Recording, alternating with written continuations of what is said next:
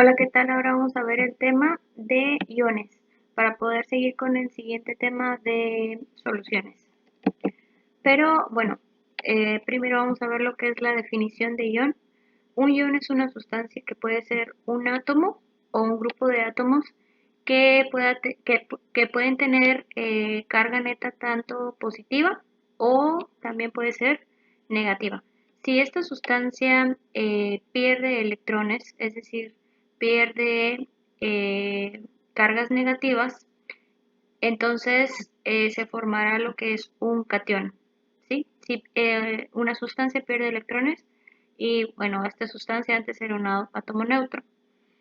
Entonces, las partículas subatómicas que intervienen para la formación de iones, cationes o aniones, pues son los electrones, ¿sale? La partícula subatómica que tiene el átomo con carga negativa. Y bueno, aquí tengo un ejemplo de la formación de un catión, una sustancia que pierde un electrón, en este caso, el sodio. El sodio, cuando se encuentra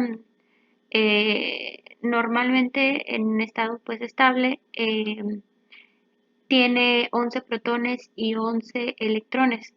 Acuérdense que este valor de estas partículas subatómicas yo las puedo conocer a partir de su número atómico. El número atómico de un átomo de sodio en estado neutro pues es 11, por lo tanto tiene 11 protones y 11 electrones. Entonces, si el sodio pierde un electrón, entonces por lo tanto se quedaría con 10 electrones nada más. El número de protones queda exactamente igual, ¿sale? Lo único que cambia es el número de electrones.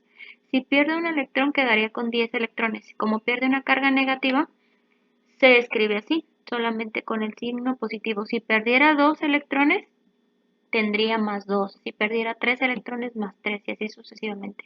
Y bueno, ya eh, si cuando pierde pues el electrón, se formaría lo que es un catión o un ion de sodio.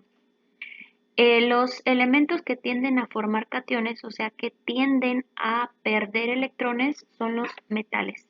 Pero bueno, hay sus excepciones. Pero la mayoría de los metales tienden a perder electrones y por lo tanto formar cationes. Las sustancias que ganan electrones, que pueden ganar electrones, son los no metales, por lo tanto tienden a formar aniones, ya que ganan electrones.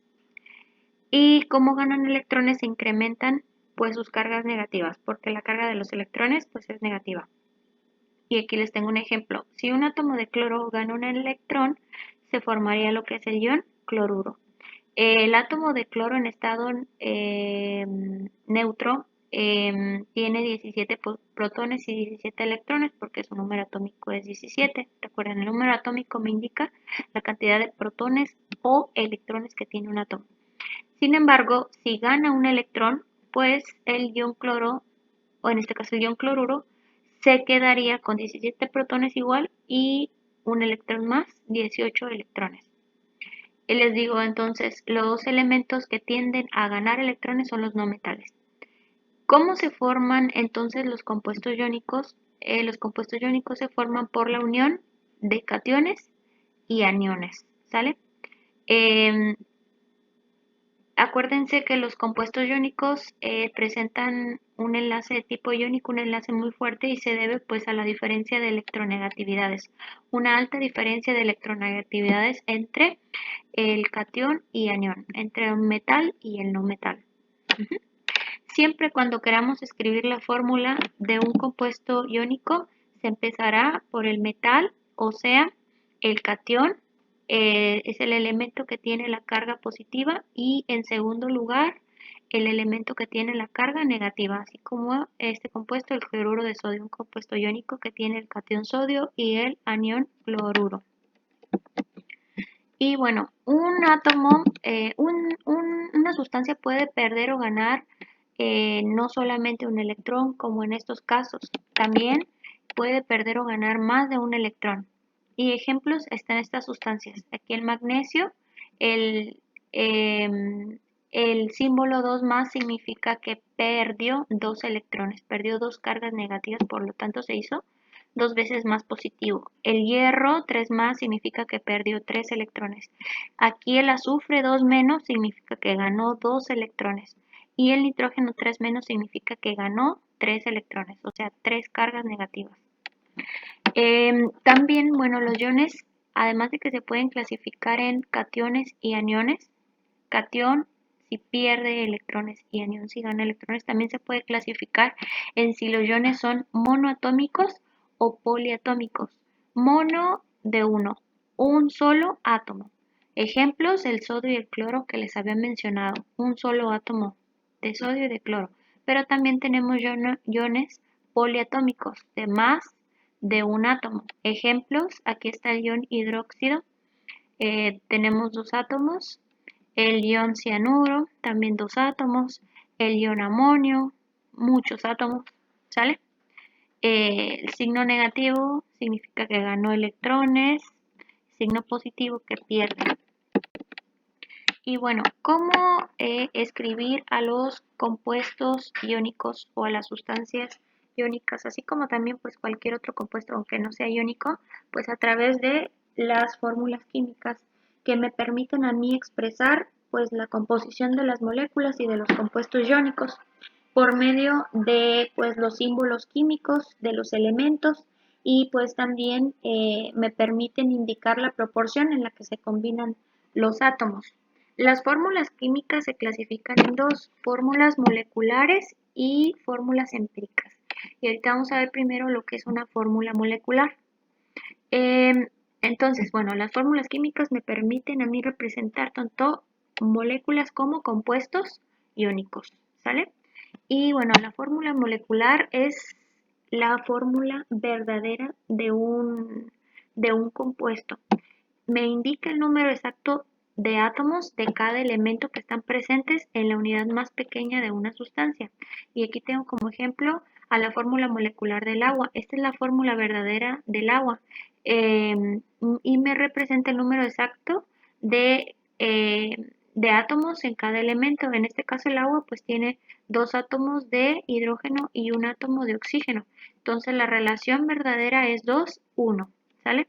También es aquí importante indicar que existen fórmulas diferentes para un solo elemento. Por ejemplo, el oxígeno se puede escribir en estas dos formas distintas, O2 y O3. Oxígeno como su índice el 2 y oxígeno con su índice el 3. Estas distintas formas de expresar a un elemento o un elemento pues con distintos números de átomos, se les denomina estas sustancias alótropos. Entonces tengo aquí el oxígeno y al ozono, el O3. Y bueno, para expresar yo a los compuestos, pues puedo yo expresarlos a través de dos modelos diferentes. El modelo de esferas y barras, que son estos, o también modelos espaciales, estos de aquí. Pero yo antes de poder diseñar un modelo de esferas y barras o un modelo espacial, pues primero tengo que conocer eh, su fórmula estructural. La fórmula estructural pues me indica a mí cómo es que están unidos entre sí los átomos de una molécula. Ujú. Y ya después de esto, pues yo ya decido ya si lo quiero representar a mi fórmula estructural a través de un modelo de esferas y barras. Por ejemplo, me indica, me indica muy acertadamente la orientación que tendrá en el espacio o sí, en el espacio tridimensional los átomos de los elementos que constituyen a los compuestos. Me indican bien los ángulos que hay que se establecen entre los átomos que constituyen a un compuesto. Ujú. Pero la desventaja es que el tamaño de las esferas que representan pues a los átomos que constituyen el compuesto, el tamaño de las esferas no es proporcional al tamaño en realidad al tamaño que tienen los átomos. Y bueno, también se tiene lo que es un modelo espacial para poder representar a las moléculas. Los modelos espaciales muestran bien lo que es la diferencia del tamaño de los átomos que constituyen a mis compuestos, Sin embargo, no muestran bien la posición tridimensional, la posición que ocupan en el espacio dichos átomos. Ujú. Y bueno, entonces estos modelos me sirven a mí para representar a las fórmulas moleculares, ¿sí? El modelo de esferas y barras y el modelo espacial. Las fórmulas moleculares, o sea, las fórmulas reales de los compuestos. Como pueden fijarse aquí, tanto en el modelo de esferas y barras como en los modelos espaciales, los átomos pueden estar representados por distintos colores. Estos colores pues ya están fijos y aquí se los muestro. Este es el código de color para los modelos moleculares. El átomo de carbono se representa el color negro, el hidrógeno blanco, etc. Y bueno, entonces les decía que las fórmulas químicas se clasifican en dos fórmulas moleculares que se pueden representar con estos dos modelos, pero bueno, antes de ello primero tengo que hacer la fórmula estructura para ver cómo están unidos los átomos. O también existen las fórmulas empíricas. Las fórmulas moleculares son las fórmulas verdaderas, me indican exactamente el número de átomos que constituyen a un compuesto. Las fórmulas empíricas muestran cuáles elementos están presentes, pero indicando solo su relación mínima en números enteros entre sus átomos. Es la fórmula más sencilla. Y aquí les tengo un ejemplo. Como ejemplo tengo el peróxido de hidrógeno. Su fórmula molecular, o sea, su fórmula verdadera es H2O2, dos átomos de hidrógeno por cada dos átomos de oxígeno. Su relación es 2,2. Y su fórmula empírica, que me indica también los elementos que están presentes, o sea, el hidrógeno y el oxígeno. La diferencia que hay entre la fórmula empírica y molecular, entonces, es que la empírica tiene una relación mínima de los átomos. Tenemos que, de la fórmula molecular, tenemos que buscar un común denominador que me permita simplificar lo más que pueda yo estos subíndices. Bueno, el común denominador y que me permite simplificar lo más que pueda estos subíndices es el número 2. Si divido 2 entre 2, pues me queda 1. 2 entre 2, 1. Entonces, la fórmula empírica me muestra la relación mínima. ¿Sí? Lo más que yo pueda simplificar estos subíndices de la fórmula molecular, de la fórmula empírica. Y siempre esta relación tendrá números enteros, no fraccionarios. ¿Sí? Es la fórmula entonces más sencilla y la fórmula molecular es la fórmula verdadera.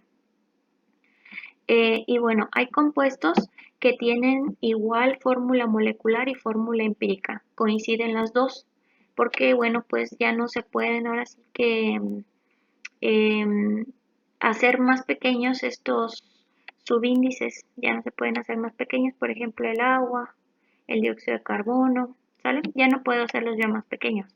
Pues si dijera lo divido el 2 y el 1 entre 2, pues no se puede porque el 1 pues me quedaría un número fraccionario, entonces ya no se puede. ¿Sí? ¿Cómo voy a escribir yo? Bueno, otra cosa. Los compuestos iónicos se expresan con fórmulas empíricas, ¿sale? No fórmulas moleculares. Ahorita les voy a explicar por qué. Y bueno, ¿cómo escribir las fórmulas de los compuestos iónicos? Acuérdense, un compuesto iónico es un compuesto que está conformado por cationes y aniones, pero el arreglo de los cationes y aniones debe de ser de tal forma que los compuestos sean eléctricamente neutros. Aquí yo tengo al cloruro de sodio, un compuesto iónico que tiene como cation al sodio y como anión al cloro. ¿Sale? Como pueden observar, no se muestran aquí la fórmula de este compuesto iónico. En esta fórmula no se muestra la carga del catión y del anión, ¿sale? La suma de las cargas de los cationes y de los aniones debe de ser igual a 0. En este caso, bueno, no lleva subíndices porque la carga del catión y del anión es la misma. El sodio tiene una carga más 1 y el cloro menos 1. Entonces es la misma, por lo tanto no se tiene que escribir subíndices. Si las cargas de los aniones y cationes llegaran a ser distintas, entonces sí vamos a utilizar subíndices. El subíndice del catión debe ser numéricamente igual a la carga del anión y viceversa. Por ejemplo, si el sodio tuviera +7 y el cloro -6, el +7 se iría como subíndice al cloro y el -6 se iría como subíndice al sodio. El subíndice del catión debe de ser la carga del anión y el subíndice del anión debe de ser la carga del catión. Se ponen de manera pues contraria, ¿sale? Si las cargas son iguales, les decía, no hay necesidad de poner subíndices, como en este caso, +1, -1. Cargas iguales no se ponen. Las fórmulas de los compuestos iónicos, les decía, son empíricas. ¿Por qué? Porque los subíndices pues ya son los números más pequeños posibles. Y bueno, aquí tengo ejemplos, algunos ejemplos. Para la formación de este compuesto yo tengo que se necesita este catión, potasio y el bromo. El potasio pues tiene un número de oxidación +1 y el bromo pues también de -1. Si hago yo la suma de cargas +1 más -1, pues me da igual a 0. Cuando tengo igual número en las cargas con signos contrarios, yo no pongo subíndices. Pero ¿qué sucede en este caso? Tengo al zinc 2 más y al yodo -1. Como tengo cargas distintas, si yo hago la suma de las cargas, yo tendría +2 del zinc más -1 del yodo. Me da igual a 1. ¿Qué tengo que hacer? Yo tengo que multiplicar el -1 por 2 para que yo tenga aquí 2 por -1, -2 más 2 me dé 0. Entonces yo aquí tendría que poner en el yodo, que es el que tiene la carga -1, y es por quien voy a multiplicar el 2, aquí poner el subíndice 2. ¿Sale? Por eso es que está así. O es lo mismo que decíamos acá hace ratito. El subíndice del catión debe ser igual a la carga del anión y viceversa. En este caso, la carga del catión se pasa como subíndice al anión. En lugar de una n mayúscula es n minúscula, ¿sale? Y la carga del anión pasa como subíndice del catión. 1, pues no está escrito. Entonces, siempre cuando queramos escribir un compuesto iónico, se pretenderá que sean eléctricamente neutros, ¿sí? Bueno, aquí les tengo este ejercicio para que lo hagan. Y bueno, aquí está este otro ejercicio. Y ahora sí nos vamos con la nomenclatura de los compuestos iónicos. Acuérdense que la nomenclatura pues son reglas que me permiten a mí nombrar a los compuestos. Se utilizan las reglas de nomenclatura porque pues tenemos ahorita millones y millones de compuestos. Antes no era necesario establecer normas o reglas para nombrar a los compuestos porque pues había muy poquitos compuestos y se les daba el nombre dependiendo a su origen o al descubridor, etcétera. Pero ahora que tenemos muchísimos compuestos, pues ahora sí tenemos que tener ciertas reglas para poder nombrarlos, y estas reglas dependerán de la naturaleza del compuesto, de si tenemos compuestos orgánicos o inorgánicos. Recuerden que los compuestos orgánicos pues son aquellos que están constituidos principalmente por carbono unido con el hidrógeno, el oxígeno, nitrógeno, azufre, etcétera, principalmente. Y los compuestos inorgánicos pues son todos los demás compuestos que no contienen carbono, con excepción de estos de aquí que sí tienen carbono y se consideran inorgánicos. Todos estos. Bueno, ¿cómo vamos a nombrar nosotros a nuestros iones monoatómicos, a nuestros compuestos binarios y a los compuestos ternarios? Todos estos compuestos iónicos. Los iones monoatómicos, que son aquellos que solo tienen un átomo, que ya vimos, ¿cómo se nombran? Bueno, todos los que sean cationes, pues bueno, la mayoría se derivan de metales, ¿verdad? Dijimos que los metales son los que forman los cationes. Entonces, ¿cómo se van a nombrar a los cationes monoatómicos? O sea, de un solo átomo como estos, pues nomás vamos a mencionar pues como se llama así su elemento. Este se llamaría ion sodio o catión sodio. Catión porque tiene carga positiva, acuérdense, perdió un electrón. O el potasio, catión potasio o ion potasio. El aluminio, ion aluminio o catión aluminio. ¿Sale? ¿Qué sucede con los que son aniones? Bueno, en los que son aniones les vamos a poner la terminación uro. Aniones los que ganaron electrones. Los iones monoatómicos que ganaron electrones. Em, y bueno, aquí están algunos nombres comunes. Aquí está el carburo, siliciuro, nitruro. Fíjense, el óxido no lleva la terminación uro, ¿sale? Entonces a los aniones les agregamos la terminación uro y a los cationes pues nada, los mencionamos tal cual, dependiendo del elemento que corresponda, ion o cation y después el nombre del elemento. ¿Qué sucede con los compuestos? Estos son para compuestos, perdón, para iones monoatómicos, un solo átomo. Y estos aniones monoatómicos, un solo átomo. ¿Qué sucede con los compuestos binarios? Ahora sí, cuando tenemos dos elementos, no solamente uno, dos.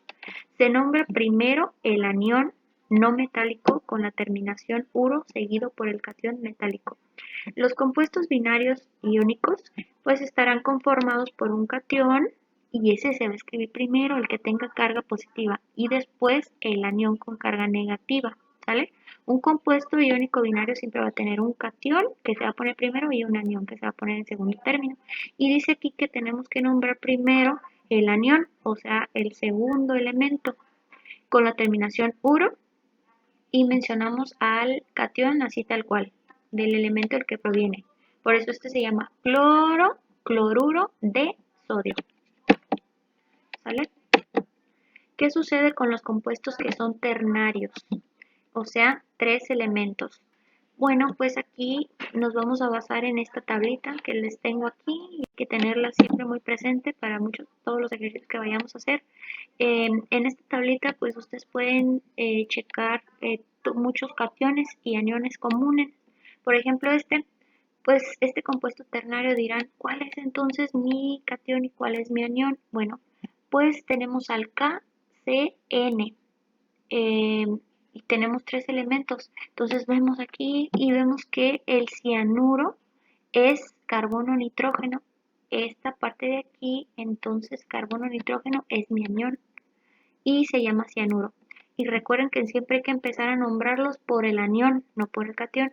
Por eso se llama cianuro de potasio. El cation siempre se va a nombrar como el elemento del que proviene, así como acá en los compuestos binarios.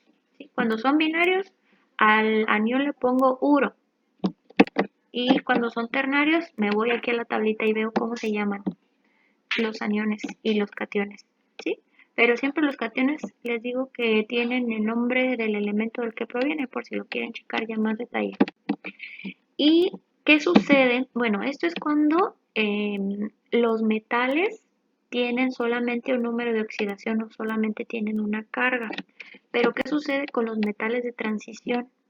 Acuérdense, los metales forman cationes. Es el elemento que se pone primero en mi fórmula. Pero los metales de transición son pues elementos que pueden tener más de un número de oxidación.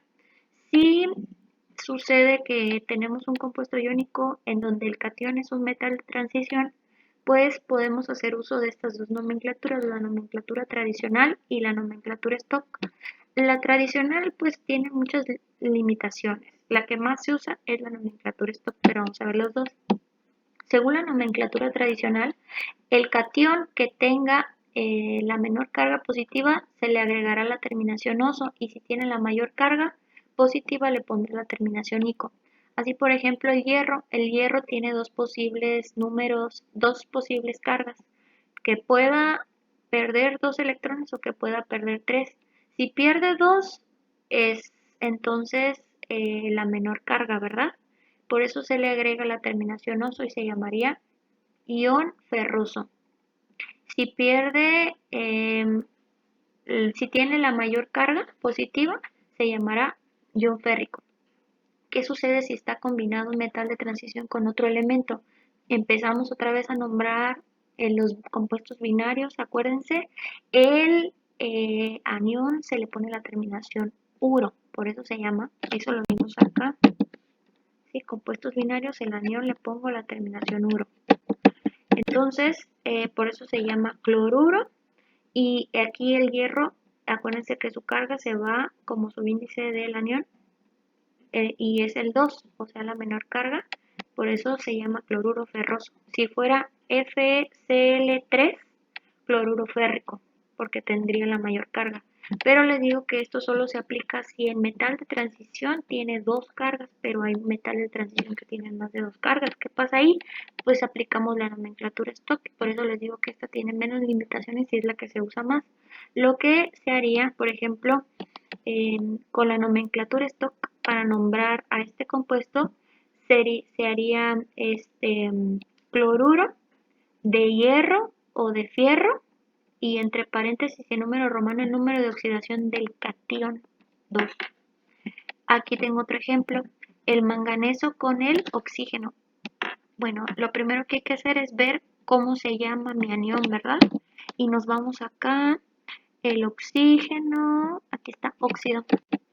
Óxido de manganeso y entre paréntesis en número romano el número de oxidación del catión. En este caso es 2 más. Y bueno, aquí está el hierro o fierro con número de oxidación más 2. Este ion monoatómico, ¿cómo se nombraría con la nomenclatura stock? Hierro 2. Y aquí les puse la tabla periódica con las cargas más comunes de los iones monoatómicos, más comunes también. Y bueno, aquí otros ejemplos de cómo utilizar la nomenclatura de stock, porque les digo que es la que tiene menos limitaciones. Aquí en mi primer compuesto, si yo quisiera saber cómo se nombra este compuesto iónico, bueno, pues primero tengo que identificar cuál es el anión porque yo voy a comenzar a nombrarlo a partir del anión y al final el catión.